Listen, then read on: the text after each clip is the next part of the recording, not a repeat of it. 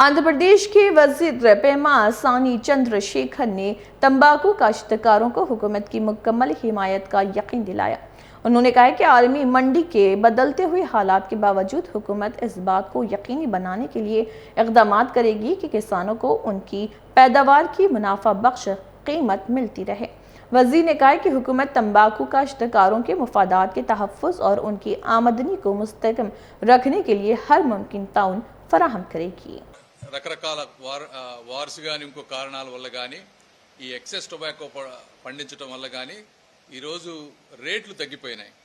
దీంతో ఎటువంటి support government నుంచి చేయాలనేటువంటి ఉద్దేశంతో గౌరవ ముఖ్యమంత్రి గారు, అదేవిధంగా రాష్ట్ర వ్యవసాయ శాఖ మంత్రి అచ్చెన్నాయుడు గారు, టొబాకో బోర్డు వీళ్ళందరి అధ్యక్షతన అనేక రివ్యూ మీటింగులు తీసుకున్నారు.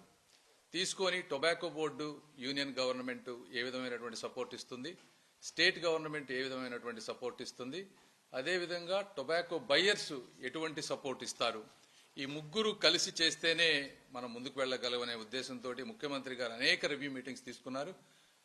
ఇక్కడ ఉన్నటువంటి మంత్రి పీయూష్ గోయల్ గారితో ఒక గంట సేపు ఫోన్లో మాట్లాడారు.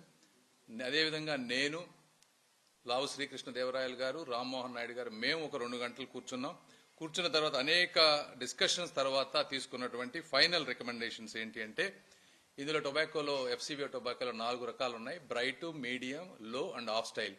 అయితే బ్రైట్, మీడియంకి రైతులు ఎటువంటి ఎక్స్పెక్టేషన్తో ఉన్నారో ఆ ప్రైజుకు దగ్గరలో టొబాకో ఎక్స్పోర్టర్స్ ఎవరైతే ఉన్నారో వాళ్ళు కొనడానికి అంగీకరించారు. కాబట్టి వాటితో ఎక్కువ ప్రాబ్లం లేదు. మనకి ప్రాబ్లం ఎక్కడుందంటే లో ఆఫ్ స్టైల్లోనే ఎక్సెస్ ఉంది. ఇది దాదాపుగా 90 మిలియన్ కేజీస్ ఉంది ఇందులో.